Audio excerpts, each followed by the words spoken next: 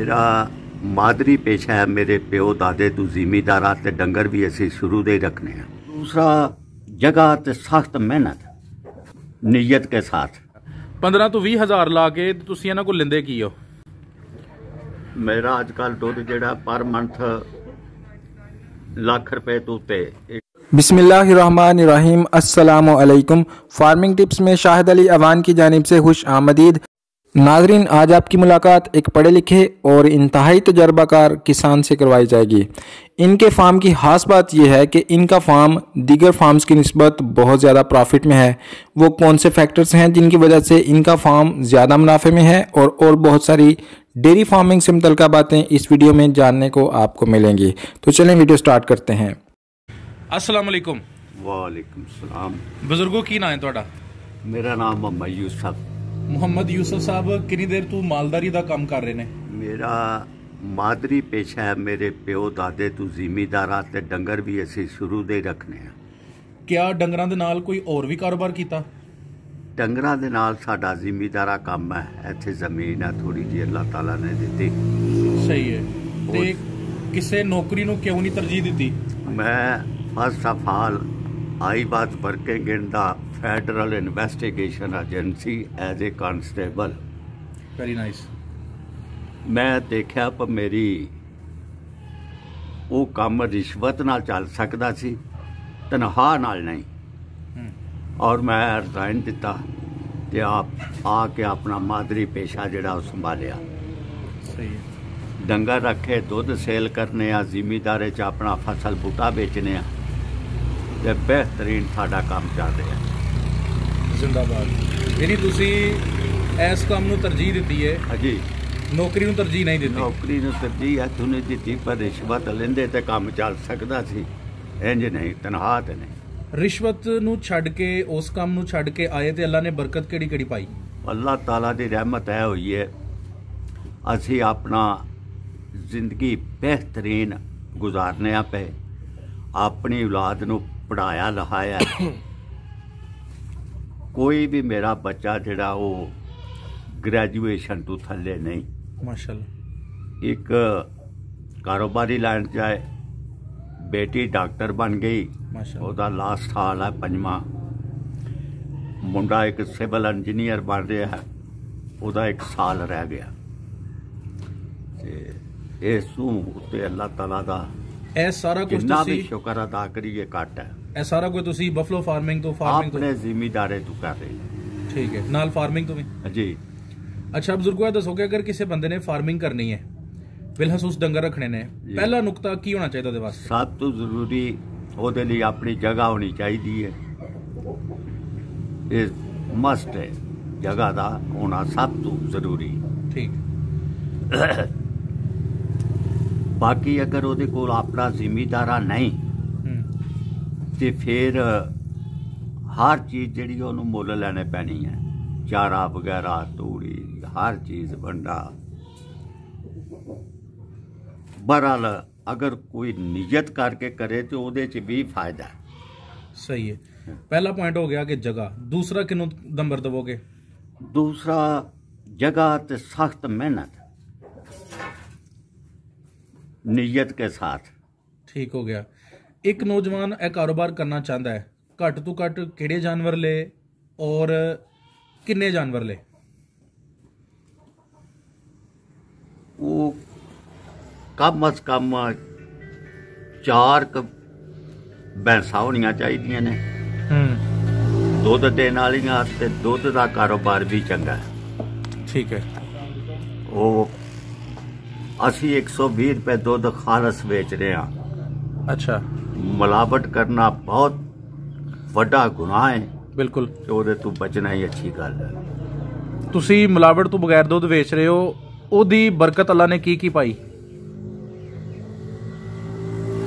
ਉਹਦੀ ਬਰਕਤ ਹੈ ਆਪਣੇ ਰੋਜ਼ਮर्रा ਜ਼ਿੰਦਗੀ ਜਿਹੜੀ ਹੈ ਸਾਡੀ ਬੜੇ ਆਲਾ ਤਰੀਕੇ ਨਾਲ ਗੁਜ਼ਰਦੀ ਹੈ ਪਈ। ਆਪਣੇ ਬੱਚਿਆਂ ਦੀ ਪਰਵਰਿਸ਼ ਵੀ ਸਹੀ ਕਰਨੇ ਪਏ, ਉਹਨਾਂ ਨੂੰ ਪੜ੍ਹਾਇਆ ਲਿਖਾਇਆ। डॉक्टर ते इंजीनियर बनना कोई छोटी गल नहीं, बड़ी वड्डी गल है। ठीक हो गया। इन्हीं सिला मिले है। ਅੱਛਾ, ਹੁਣ ਇੱਕ ਨੌਜਵਾਨ ਹੈ ਕਾਰੋਬਾਰ ਕਰਨਾ ਚਾਹੁੰਦਾ, ਜਿਸ ਤਰ੍ਹਾਂ ਤੁਸੀਂ ਦੱਸਿਆ ਕਿ ਉਹ ਜਾਨਵਰ ਰੱਖੇ, ਉਹ ਕਿਸ ਤਰ੍ਹਾਂ ਨੁਕਸਾਨਾਤ ਕੋਲੋਂ ਬਚ ਸਕਦਾ ਹੈ ਤੁਹਾਡੀ ਨਜ਼ਰ 'ਚ, ਕਿ ਉਹ ਕਿਹੜੇ-ਕਿਹੜੇ ਕੰਮ ਨਾ ਕਰੇ? ਯਾਨੀ ਅਗਰ ਉਹ ਡੰਗਰ ਰੱਖਦਾ ਹੈ ਤੇ ਕਿਹੜੇ ਕੰਮ ਕਰੇ, ਔਰ ਕਿਹੜੇ ਤੁਸੀਂ ਦੱਸ ਦਿੱਤੇ ਨੇ ਕਿ ਮਿਹਨਤ ਕਰੇ ਔਰ ਇਮਾਨਦਾਰੀ ਨਾਲ ਕੰਮ ਕਰੇ, ਨੀਅਤ ਨਾਲ ਕੰਮ ਕਰੇ, ਤੇ ਅਗਰ ਉਹ ਜਾਨਵਰ ਰੱਖਦਾ ਹੈ ਤੇ ਕਿਹੜੀ ਨਸਲ ਦੇ ਲਵੇ ਤਾਂ ਅਗਰ ਉਹ ਨੁਕਸਾਨ ਨਾ ਹੋਏ, ਔਰ ਕਿਹੜੀਆਂ-ਕਿਹੜੀਆਂ ਬਿਮਾਰੀਆਂ ਲੱਗ ਸਕਦੀਆਂ ਉਹਨੂੰ ਨੁਕਸਾਨ ਨਾ ਹੋਏ? ਉਹਦੀ ਤਾਕਤ ਸਖਤ ਦੇ ਮੁਤਾਬਕ ਹੈ।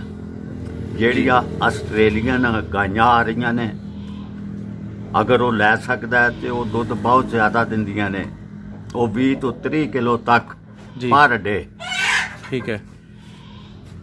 ਅਗਰ ਉਹਦੇ 'ਚ ਉਹ ਤਾਕਤ ਨਹੀਂ ਤੇ ਦੂਸਰੀਆਂ ਆਮ ਡੰਗਰ ਜਿਹੜੇ ਨੇ, ਮੱਝਾਂ ਸਾਡੇ ਆਪਣੀਆਂ, ਉਹ ਲੈ ਤੇ ਉਹਨਾਂ 'ਚ ਵੀ ਫਾਇਦਾ। ਪਰ ਸਭ ਤੋਂ ਜ਼ਰੂਰੀ ਸਿਰਫ ਇੱਕ ਕੰਮ, ਮਿਹਨਤ, ਲਾਪਰਵਾਹੀ ਨਹੀਂ।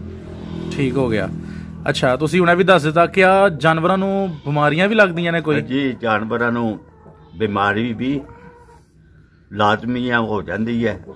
ਕਿਹੜੀ-ਕਿਹੜੀ ਬਿਮਾਰੀ ਕਾਮਨ ਹੈ, ਔਰ ਨਵੇਂ ਫਾਰਮਰ ਨੂੰ ਕਿਸ ਤਰ੍ਹਾਂ ਉਸ ਕੋਲੋਂ ਬਚਣਾ ਚਾਹੀਦਾ ਹੈ? ਇਹ ਅਸੀਂ ਜ਼ਿਮੀਦਾਰਾ ਹੋਣ ਦੇ ਨਾਤੇ ਡੰਗਰਾਂ ਨੂੰ ਹਰ 15 ਦਿਨ 'ਚ ਇੱਕ ਦਫਾ, ਅੱਜ ਕੱਲ੍ਹ ਤੇ ਮਸਾਲੇ ਬਣੇ ਵੀ ਦੁਕਾਨਾਂ ਤੋਂ ਮਿਲ ਜਾਂਦੇ ਨੇ, ਤੇ ਨਹੀਂ ਅਗਰ ਉਹ ਨਹੀਂ ਲੈਣਾ ਚਾਹੁੰਦੇ ਤੇ ਆਪਣਾ ਗੁੜ, ਗੰਢੇ, ਇਹ ਚੀਜ਼ਾਂ ਜਿਹੜੀਆਂ ਨੇ ਮਿਲਾ ਕੇ 15 ਦਿਨ 'ਚ ਦੇਣੀਆਂ ਚਾਹੀਦੀਆਂ ਨੇ। ਡੰਗਰ ਤੰਦਰੁਸਤ ਰਹਿਣਾ। ਸਹੀ ਹੋ ਗਿਆ। ਕਿੰਨੀ ਵਾਰੀ ਦੇਣੀਆਂ ਚਾਹੀਦੀਆਂ ਨੇ? ਤਕਰੀਬਨ ਕਮ ਅਜ਼ ਕਮ 15 ਦਿਨ 'ਚ ਇੱਕ ਦਫਾ ਜ਼ਰੂਰ ਦੇਣਾ ਚਾਹੀਦਾ। ਹੁਣ ਮਾਸ਼ਾਅੱਲਾ ਤੁਹਾਡੇ ਕੋਲ ਕਿੰਨੇ ਇਸ ਟਾਈਮ ਜਾਨਵਰ ਨੇ? ਮੇਰੇ ਕੋਲ 9 ਮੱਝਾਂ ਨੇ, ਕੋਈ 4-5 ਹੋਰ ਨੇ ਨਾਲ, ਉਹਨਾਂ ਦੇ ਜਾ ਵਗੈਰਾ। ਗਾਈਆਂ ਵੀ ਹਨ ਤੇ ਕੁਰਬਾਨੀ ਲਈ ਵੀ ਰੱਖਿਆ ਇੱਕ ਵੈੜਾ ਬੱਚਾ ਜੀ। ਮੇਰੇ ਕੋਲ 15 ਕੁ ਡੰਗਰ ਨੇ ਇਸ ਟਾਈਮ। 15 ਡੰਗਰਾਂ ਤੇ ਤੁਹਾਡਾ ਡੇਲੀ ਦਾ ਕਿੰਨਾ ਕੁ ਖਰਚ ਆ ਜਾਂਦਾ ਹੈ? ਸਾਡਾ ਜ਼ਿਮੀਦਾਰਾ ਹੋਣ ਦੇ ਨਾਤੇ ਚਾਰਾ ਵਗੈਰਾ ਆਪਣਾ ਜੀ, ਉਹਦੇ ਤੇ ਅਸੀਂ ਸਮਝਦੇ ਆਪਾਂ ਬਜਾਈ ਵਗੈਰਾ ਹੀ ਕਰਨੇ ਆ, ਮਸਾਲਾ ਖਾਦ ਪਾਈ ਜੀ, ਤੇ ਉਹ ਸਮਝਦੇ ਅਸੀਂ ਆਪਣੇ ਘਰ ਦਾ ਹੀ ਹੈ ਜੀ। ਮੁੱਲ ਲਈਏ ਤੇ ਉਹ ਤਰ੍ਹਾਂ ਫਿਰ ਕੀਮਤ ਅਦਾ ਕਰਨੇ ਪੈਂਦੀ ਹੈ। ਲੇਕਿਨ ਤੁਹਾਡਾ 15 ਤੇ ਕਿੰਨਾ ਕੁ ਖਰਚਾ ਆ ਜਾਂਦਾ ਅਪਰੋਕਸੀਮੇਟਲੀ? ਸਾਡਾ ਚਾਰੇ ਵਾਲਾ ਜਿਹੜਾ ਮਾਮਲਾ ਉਹ ਅਸੀਂ ਸਮਝਦੇ ਸਾਡਾ ਆਪਣਾ ਹੈ ਜੀ ਜੀ। ਉਹਦੇ ਤੇ ਖਰਚਾ ਕੋਈ ਨਹੀਂ। ਤੂੜੀ ਵੰਡਾ ਵਗੈਰਾ ਹੋਰ ਕੋਈ? ਤੂੜੀ ਵੀ ਸਾਡੀ ਆਪਣੀ ਜੀ ਜੀ। ਤੇ ਉਹਨਾਂ ਨੂੰ ਵੰਡਾ ਪਾਉਣ ਲਈ ਖਲ ਵੰਡਾ ਉਹ ਆਪਣੀ ਤਾਕਤ ਸਕਤ ਦੇ ਮੁਤਾਬਕ ਜਿੰਨਾ ਮਰਜ਼ੀ ਪਾਓ। ਯਾਨੀ ਕੋਈ ਅੰਦਾਜ਼ਾ ਦੱਸੋ ਕਿ ਇੰਨਾ ਕੁ ਖਰਚ ਆ ਰਿਹਾ 15 ਤੇ? 15 ਤੇ ਸਾਡਾ ਕਮ ਅਜ਼ ਕਮ 15 ਡੰਗਰਾਂ ਤੇ ਮੁਲਾਜ਼ਮ ਦੀ ਤਨਖਾਹ ਪਾ ਕੇ ਤੇ ਕੋਈ 15 ਤੋਂ 20,000 ਰੁਪਇਆ ਪਰ ਮੰਥ। ਠੀਕ ਹੈ। ਯਾਨੀ ਅਗਰ ਜਗ੍ਹਾ ਆਪਣੀ ਹੈ, ਸਭ ਕੁਝ ਤੂੜੀ ਆਪਣੀ ਹੈ, ਪੱਠੇ ਆਪਣੇ ਨੇ ਜੀ ਜੀ, ਤੇ 15,000 ਰੁਪਇਆ 15 ਤੋਂ 20 ਤੱਕ ਖਰਚਾ ਆ ਜਾਂਦਾ। ਠੀਕ ਹੋ ਗਿਆ। 15 ਤੋਂ 20,000 ਲਾ ਕੇ ਤੁਸੀਂ ਇਹਨਾਂ ਕੋਲ ਲੈਂਦੇ ਕੀ ਹੋ? ਮੇਰਾ ਅੱਜ ਕੱਲ ਦੁੱਧ ਜਿਹੜਾ ਪਰ ਮੰਥ ਲੱਖ ਰੁਪਏ ਤੋਂ ਉੱਤੇ 1,10,000 15,000 ਦਾ ਦੁੱਧ ਹੁੰਦਾ। ਮਾਸ਼ਾਅੱਲਾ। ਉਹ ਕਿਸ ਤਰ੍ਹਾਂ? 120 ਰੁਪਏ ਕਿਲੋ ਦਿੰਦੇ ਆ ਜੀ ਜੀ, ਤੇ ਤਕਰੀਬਨ ਮਨ ਕਰੋੜ ਦਾ ਦੇ ਛੱਡਨੇ ਆ। ਠੀਕ ਹੋ ਗਿਆ। ਯਾਨੀ ਮਾਸ਼ਾਅੱਲਾ ਤੁਹਾਡੀ ਐਵਰੇਜ ਤੇ ਬਹੁਤ ਜ਼ਬਰਦਸਤ ਹੈ। 32 ਕਿਲੋ ਦੁੱਧ ਡੇਲੀ ਅਸੀਂ ਦੇ ਰਹੇ ਆ ਆਪਣੇ ਘਰ ਦੇ। ਉਸ ਦੁੱਧ ਨੂੰ ਛੱਡ ਕੇ ਜਿਹੜਾ ਘਰ ਇਸਤੇਮਾਲ ਹੁੰਦਾ 32 ਕਿਲੋ ਡੇਲੀ 120 ਰੁਪਏ ਦੇ ਹਿਸਾਬ। ਠੀਕ ਹੋ ਗਿਆ। ਉਹ ਲੱਖ ਰੁਪਏ ਤੋਂ ਉੱਤੇ ਬਣ ਜਾਂਦਾ। ਯਾਨੀ ਤੁਸੀਂ 20-25,000 ਰੁਪਏ ਲਗਾ ਕੇ ਜਾਂ 15 ਤੋਂ 20,000 ਲਗਾ ਕੇ ਤੇ ਮਾਸ਼ਾਅੱਲਾ 1 ਲੱਖ ਰੁਪਏ ਦੀ ਤੁਸੀਂ ਅਰਨਿੰਗ ਕਰ ਰਹੇ ਹੋ। ਜੀ ਜੀ। ਯਾਨੀ ਅਗਰ ਇਹ ਹਿਸਾਬ ਲਾਈਏ ਤੇ ਫਿਰ 100 ਰੁਪਏ ਚੋਂ 80 ਰੁਪਏ ਯਾਨੀ 80% ਮਾਸ਼ਾਅੱਲਾ ਤੁਹਾਡੀ ਇਸ ਟਾਈਮ ਬਚਤ ਹੈ। ਜੀ। ਮੈਂ ਪੁੱਛਣਾ ਚਾਹ ਰਿਹਾ ਕਿ ਵੰਡਾ ਤੁਸੀਂ ਕਿੰਨੀ ਮਿਕਦਾਰ ਚ ਪਾ ਰਹੇ ਹੋ, ਔਰ ਮੱਝਾਂ ਤੁਹਾਡੀ ਕਿਹੜੀ ਨਸਲ ਦੀਆਂ ਨੇ, ਔਰ ਉਹਨਾਂ ਦੀ ਕਿਸ ਤਰ੍ਹਾਂ ਸੇਵਾ ਕਰਦੇ ਹੋ ਕਿ ਇੰਨਾ ਦੁੱਧ ਮਿਲ ਜਾਂਦਾ? ਵੰਡਾ ਪਹਿਲੇ ਵੀ ਅਰਜ਼ ਕੀਤੀ ਹੈ ਜੀ ਜੀ, ਉਹ ਆਪਣੀ ਤਾਕਤ ਦੇ ਮੁਤਾਬਕ ਜੀ। ਪਰ ਮੱਝ ਇੱਕ ਤਕਰੀਬਨ ਅਸੀਂ ਕੋਈ 2 ਕਿਲੋ ਜ਼ਿਆਦਾ ਤੋਂ ਜ਼ਿਆਦਾ। ਪੰਡੇ ਵਿੱਚ ਤੁਸੀਂ ਕੀ ਪਾ ਰਹੇ ਹੋ? ਅਸੀਂ ਖਲ ਚੋਕਰ ਕਰਾ। ਠੀਕ ਹੈ, ਖਲ, ਰੋਟੀਆਂ ਨਹੀਂ? ਚੋਕਰ, ਕਰਾ। ਠੀਕ ਹੈ। ਅਗਰ ਇੱਕ ਮੱਝ ਰੋਟੀਆਂ- ਨੂੰ ਕਿਸ ਮਿਕਦਾਰ ਚ ਪਾ ਰਹੇ ਹੋ ਤੁਸੀਂ? ਜੇ ਇੱਕ ਮੱਝ ਨੂੰ ਕਿੰਨਾ ਕਿੰਨਾ ਪਾ ਰਹੇ ਹੋ? ਜ਼ਿਆਦਾ ਤੋਂ ਜ਼ਿਆਦਾ 2 ਕਿਲੋ। ਠੀਕ ਹੈ। ਕਰਾ ਜਿਹੜਾ ਹੈ ਉਹ ਕਿੰਨਾ ਪਾ ਰਹੇ ਹੋ? ਬਸ ਉਹ ਲਾ ਕੇ ਖਲ। ਅੱਛਾ, ਮਤਲਬ ਕਿ ਸਾਰੀਆਂ ਜਿਹੜੀਆਂ ਖਲਾਂ ਨੇ ਉਹਨਾਂ ਦਾ ਹਾਂ, ਵਜ਼ਨ 2 ਕਿਲੋ ਹੋਣਾ ਖਲ, ਚਾਹੀਦਾ। ਕਰਾ ਚੋਕਰ ਪਰ ਮੱਝ 2 ਕਿਲੋ। ਸਹੀ।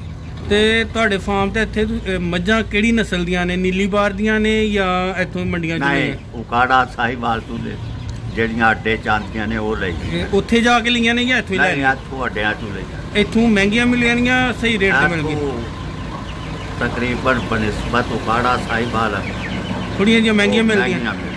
ਠੀਕ ਹੈ। ਇੱਕ ਮੱਝ ਕਿੰਨੇ ਦੀ ਪੈ ਗਈ ਤੁਹਾਨੂੰ? ਅਸੀਂ ਇਹ ਹਾਊਸ ਜਿਹੜੀ ਆ 2 ਲੱਖ ਚ ਮੱਝ।